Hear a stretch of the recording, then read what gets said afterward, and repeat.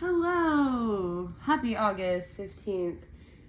Welcome back to Lazarus Out Loud, where we are continuing our read-through of Harry Potter and the Chamber of Secrets.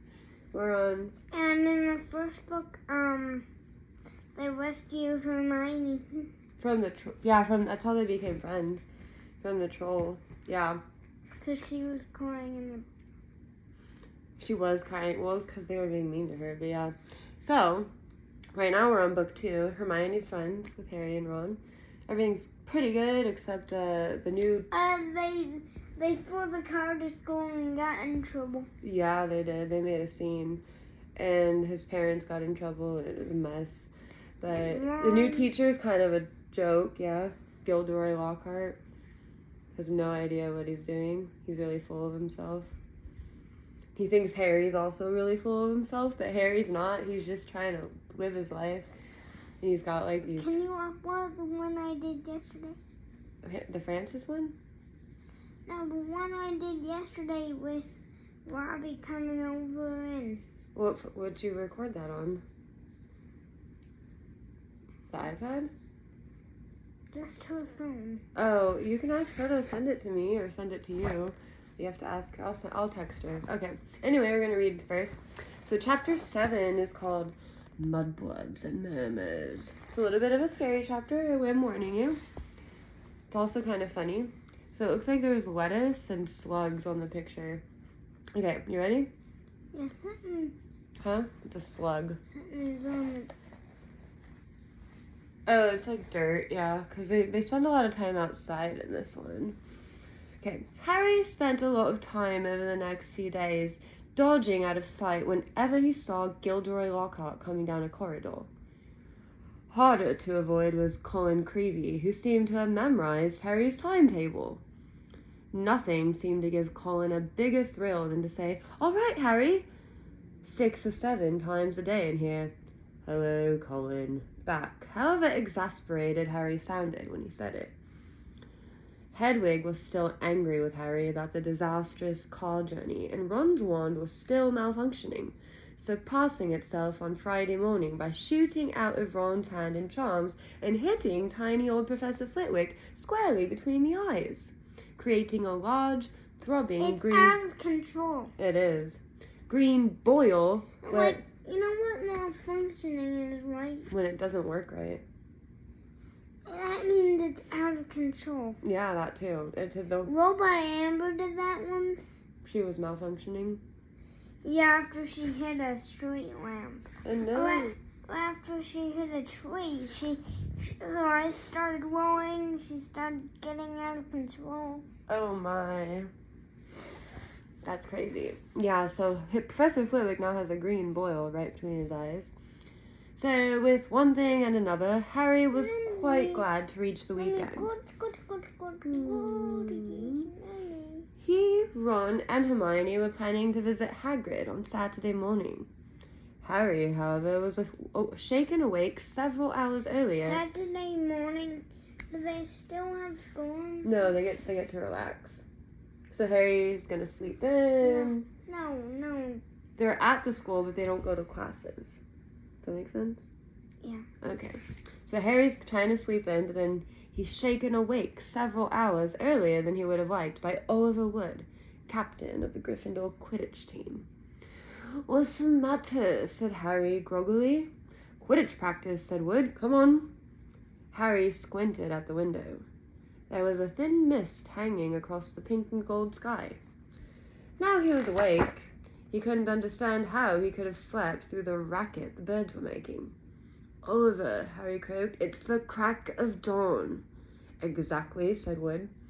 He was a tall and burly 6th year, and at the moment his eyes were gleaming with a mad enthusiasm. Do I like to get up early? You do. I don't know if you like it. I don't like it. No. Do I like to get up early by working up early by you? You don't want to work early, but you might get up early. No, do I like it when you come in? I'm usually just saying get hello. Sometimes. Well, sometimes Sometimes you go. Well, when I come in the middle of the night, I'm just saying hello because I just got home. I'm not trying to do school when I come at 3 in the morning, okay? At 3 in the morning, you should... I just want to say goodnight if I hear you, buddy. Okay. No, let's talk. This is the book. Okay. So Wood's eyes are gleaming with mad enthusiasm. It's part of our new training program. Come on, grab your broom and let's go, said Wood heartily.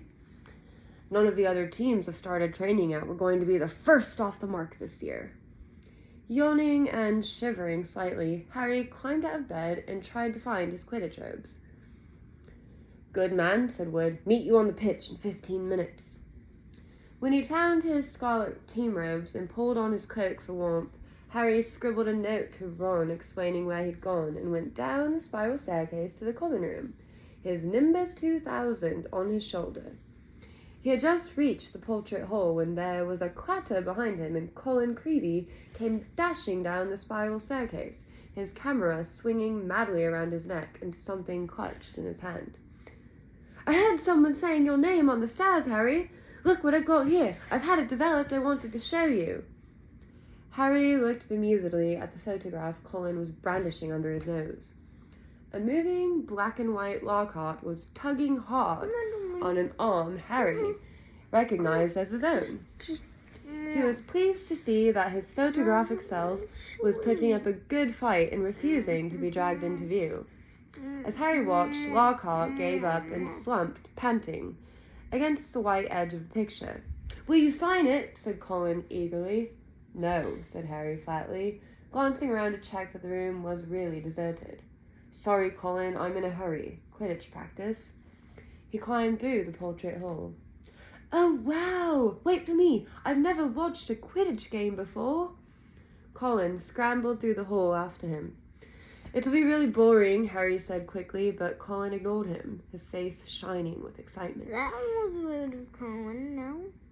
Oh, Colin is a little bit tone deaf. Harry just wants to be left alone, and Colin is like, ah. Okay. You were the youngest house player in 100 years, weren't you, Harry? Weren't you? Said Colin, trotting alongside him. You must be brilliant. I've never flown. Is it easy?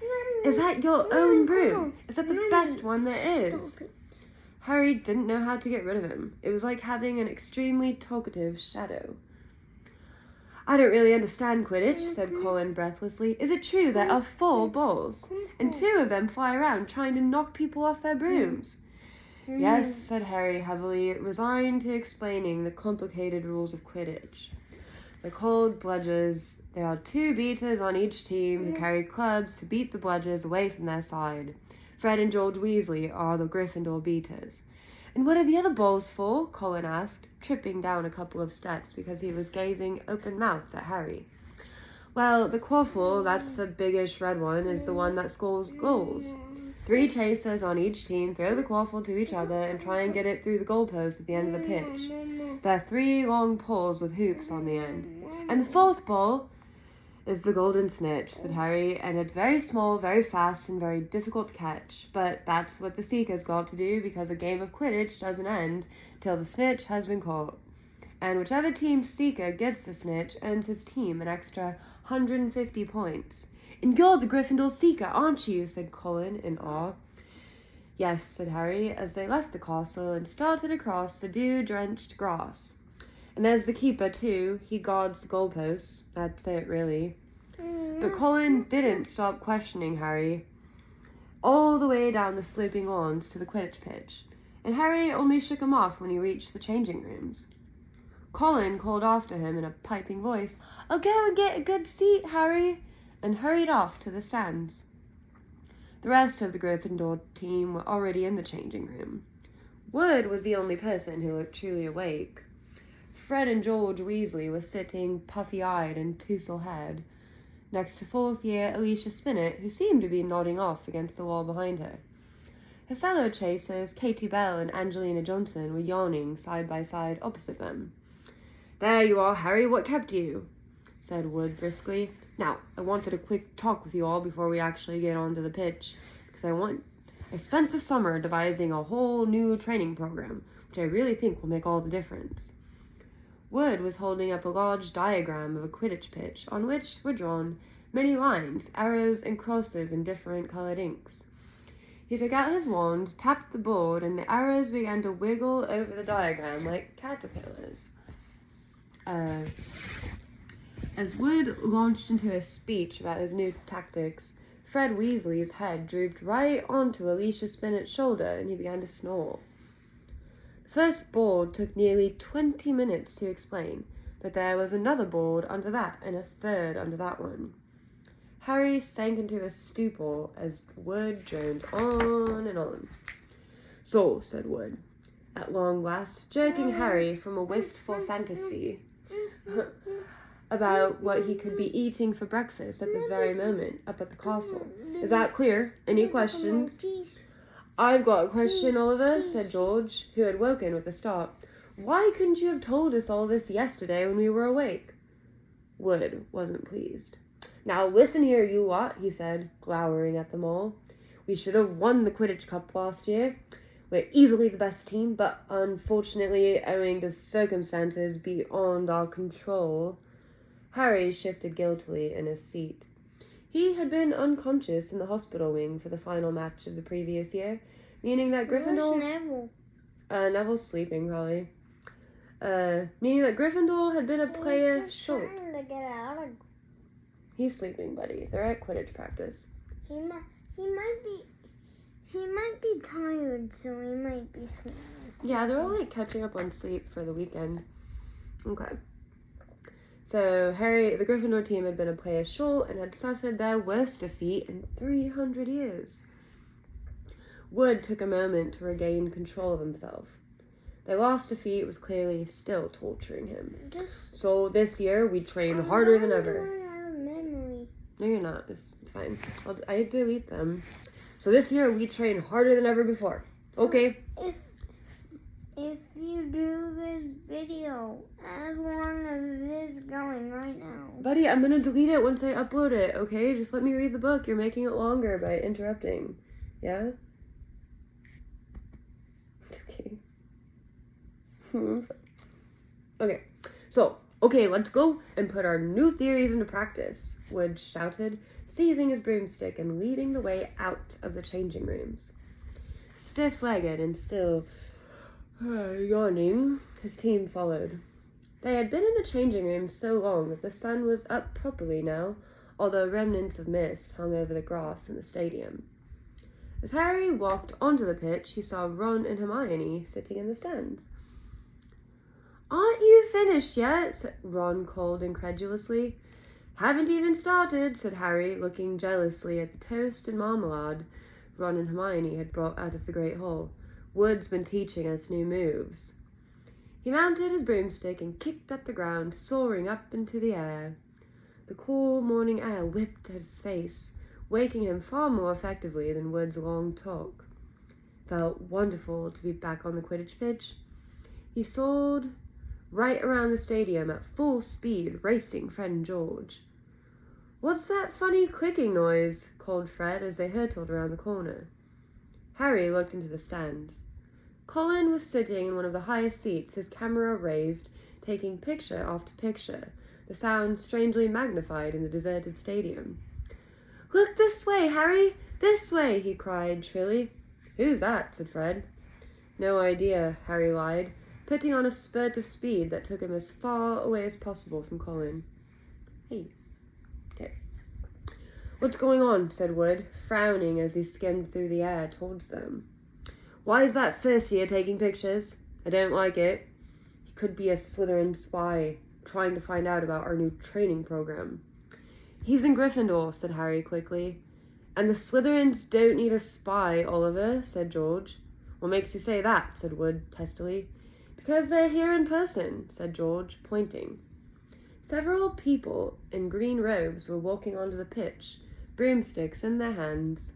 "I don't believe it," Wood hissed in outrage. "I booked the pitch for today. We'll see about this." You getting sleepy? Okay. You sleepy? Okay.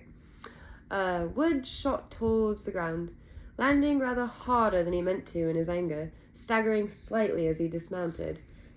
Harry, Fred, and George followed. Flint, Wood bellowed at the Slytherin captain. This is our practice time. We got up specially. You can clear off now. Marcus Flint was even larger than Wood. He had a look of trollish cunning on his face as he replied, Plenty of room for all of us, Wood. Angelina, Alicia, and Katie had come over, too. There were no girls on the Slytherin team, who stood shoulder to shoulder, facing the Gryffindors, leering to a man. But I booked the pitch, said Wood, positively spitting with rage. I'm trying to wake you up. Okay. I booked it. Why are you trying to wake me up? So you can follow the story. Said Flint, but I've got a specially signed note here from Professor Snape. I, Professor S. Snape, give the Slytherin team permission to practice today on the Quidditch pitch, owing to the need to train their new seeker. You've got a new seeker, said Wood, distracted. Where? And from behind the 6 large figures before them came a 7th, smaller boy, smirking all over his pale, pointed face. It was Draco Malfoy. Okay. Aren't you... something bad's going to happen. Yeah, maybe, yeah, pretty much. Aren't you Lucius Malfoy's son, said Fred, looking at Malfoy with dislike. Funny you should mention Draco's father, said Flint, as the whole Slytherin team smiled still more broadly. Let me show you the generous gift he's made to the Slytherin team. Okay. All 7 of them held out their broomsticks, 7 highly polished, brand new handles in 7 sets of fine gold lettering spelling the words Nimbus 2001. So Harry has a Nimbus 2000, so they have the newer one. Gleamed under the Gryffindors' noses in the early morning sun. Very latest model, only came out last month, said Flint carelessly, flicking a speck of dust from the end of his own. I believe it outstrips the old 2000 series by a considerable amount. As for the old Queen Sweeps, he smiled nastily at Fred and George, who were both clutching Queen Sweep 5s. Sweeps the board with them. None of the Gryffindor team could think of anything to say for a moment. Malfoy was smirking so broadly his cold eyes were reduced to slits. Look what's going to happen to Ron. Oh, look, said Flint. A pitch invasion. Ron and Hermione were crossing the grass to see what was going on. What's happening? Ron asked Harry. Why aren't you playing? What's he doing here? He was looking at Malfoy, taking in his Slytherin Quidditch robes. I'm the new Slytherin seeker, Weasley, said Malfoy smugly. Everyone's just been admiring the brooms my father's bought our team. Ron gaped, open-mouthed, at the 7 superb broomsticks in front of him. Good, aren't they? Said Malfoy smoothly. But perhaps the Gryffindor team will be able to raise some gold and get new brooms too. You could raffle off those Queen Sweep 5s. I expect a museum would bid for them. The Slytherin team howled with laughter. At least no one on the Gryffindor team had to buy their way in, said Hermione sharply. They got in on pure talent. The smug look on Malfoy's face flickered. No one asked your opinion, you filthy little mudblood, he spat. This is important. Harry knew at once that Malfoy had said something really bad because there was an instant uproar at his words. Flint had to dive in front of Malfoy to stop Fred and George jumping on him. Alicia shrieked, How dare you! And Ron plunged his hand into his robes, pulled out his wand, yelling, You'll pay for that, Malfoy! And pointed it furiously under Flint's arm at Malfoy's face. A loud bang, bang, echoed around the stadium. Huh? What's going on? Malfoy said something really mean to Hermione, really insulting, like really bad. And they're about to fight, and Ron tried to pull his wand on Malfoy, but his wand's not working, remember? Malfunctioning. A loud bang echoed around the stadium, and a jet of green light shot out of the wrong end of Ron's wand, hitting him in the stomach and sending him reeling backwards onto the grass. Ron, are you all right? Squealed Hermione. Ron opened his mouth to speak, but no words came out. Instead, he gave an almighty belch, and several slugs dribbled out of his mouth onto his lap. Ew! He's throwing up slugs.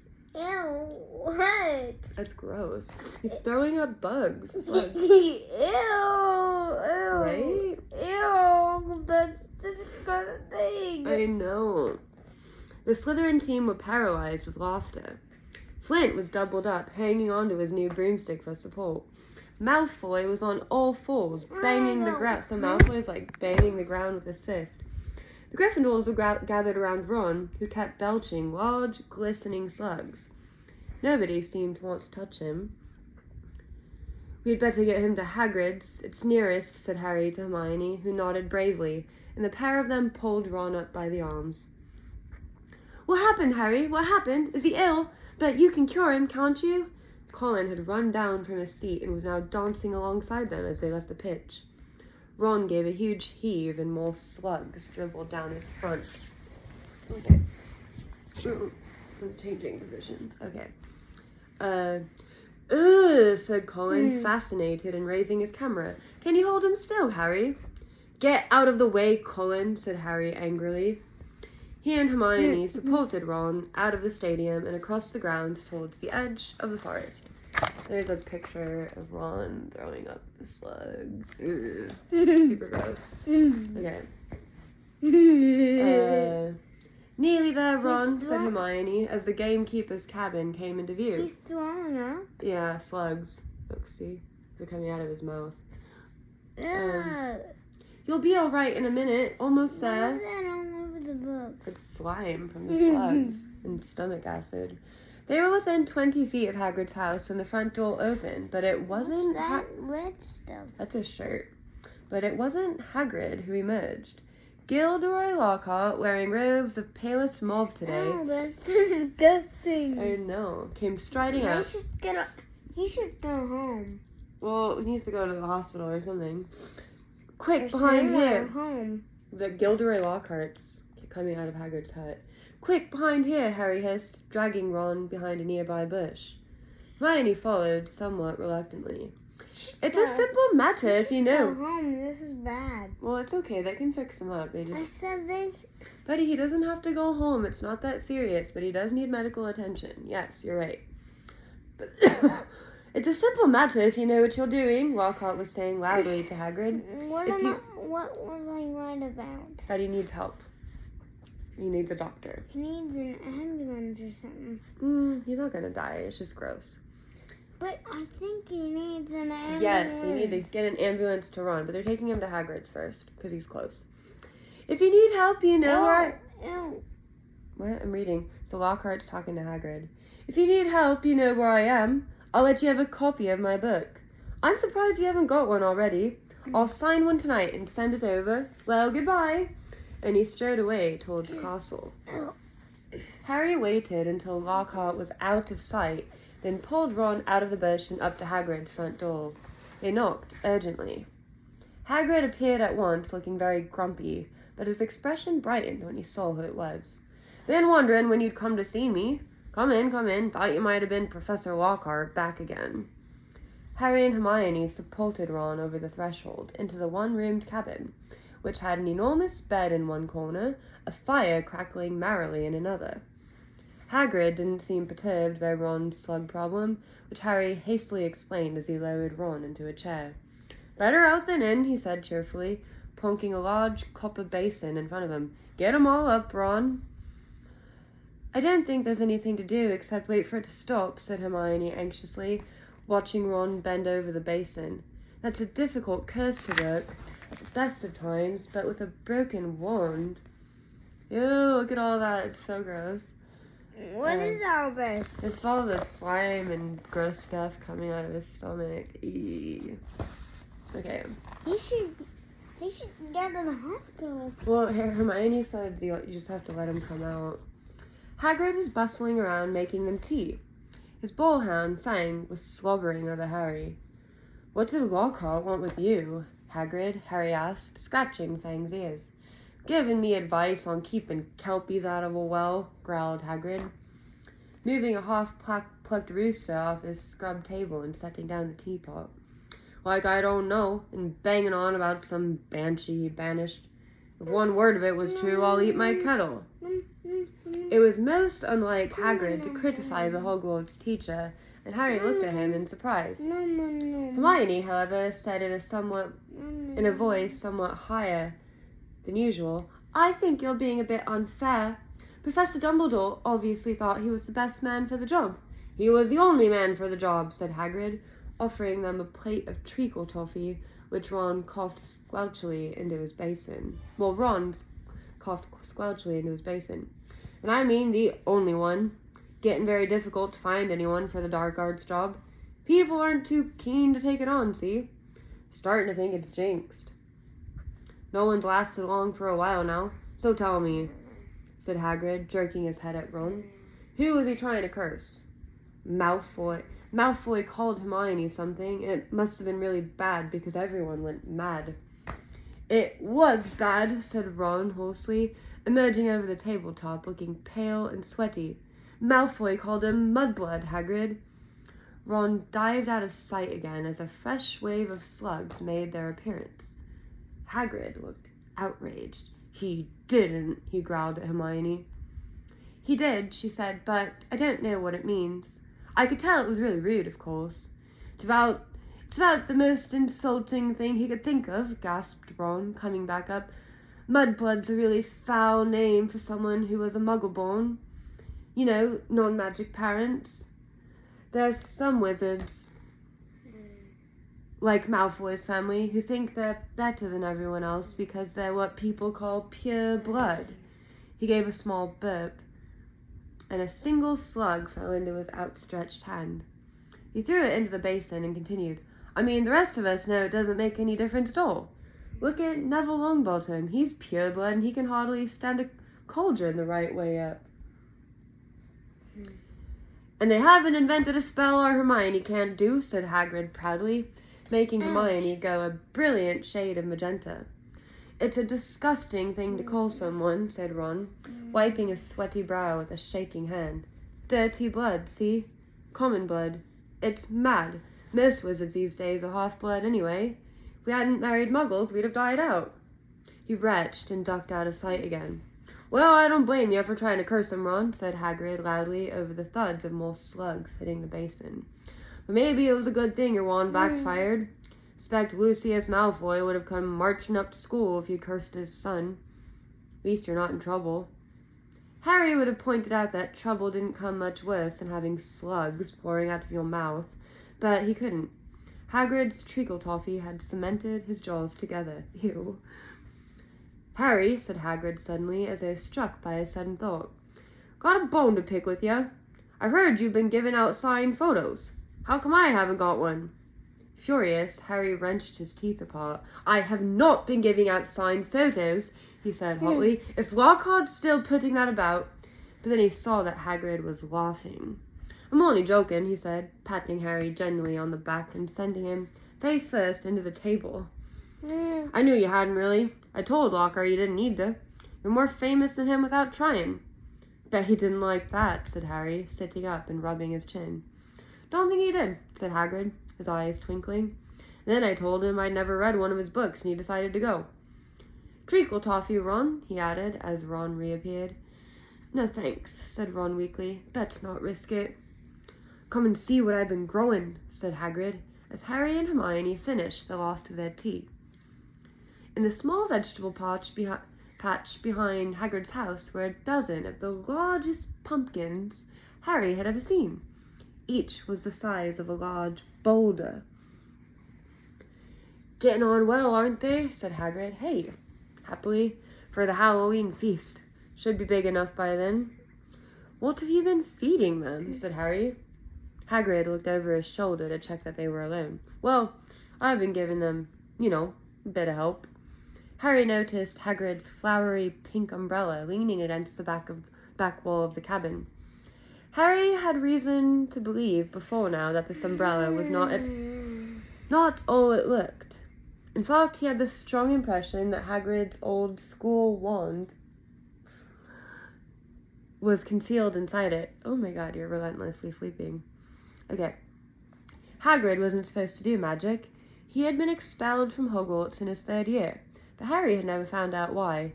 Any mention of the matter, and Hagrid would clear his throat loudly and become mysteriously deaf until the subject was changed.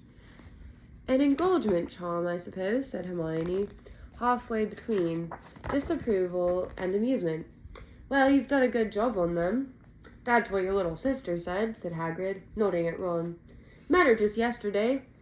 Hagrid looked sideways at Harry, his beard twitching. Said she was just looking round the grounds, but I reckon she was hoping she might run into someone else at my house. He winked at Harry. If you ask me, she wouldn't mind. She wouldn't say no to a sign.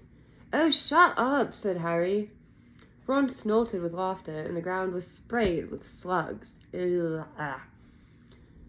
Watch it, roared Hagrid roared, pulling Ron away from his precious pumpkins. There's more sluggage. Okay.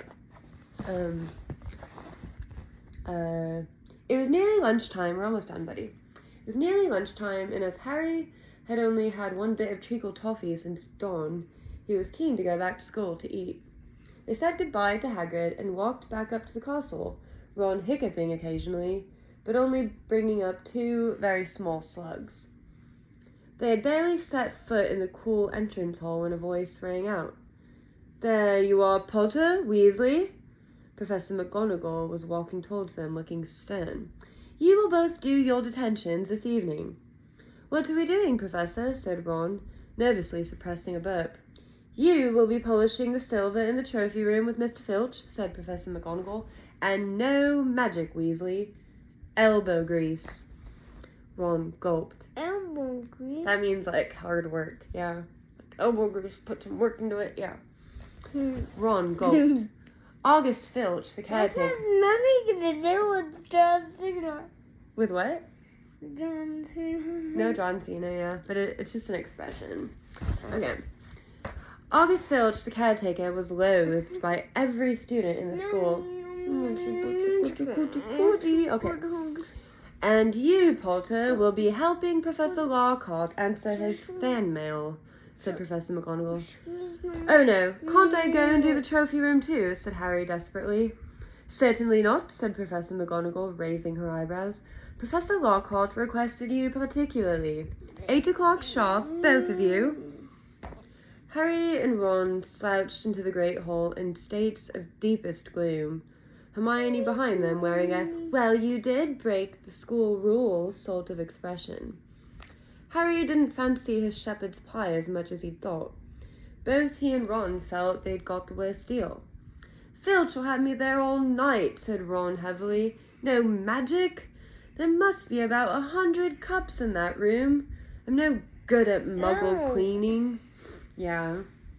I'd swap any time, said Harry. Yeah, it's more slugs. I'd swap any time, said Harry hollowly. I've had loads of practice. Remember I threw up on the floor. Yeah, that happens sometimes, buddy. Remember I don't remember the exact time, no, buddy. Yes, I remember you have thrown up before. So have I. So has everybody.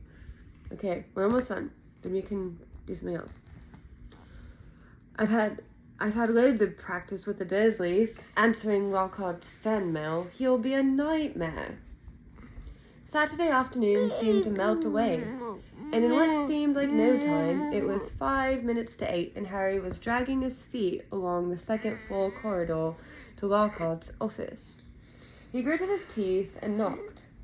The door flew open at once, and Lockhart beamed down at him. Ah, here's the scallywag, he said. Come in, Harry, come in.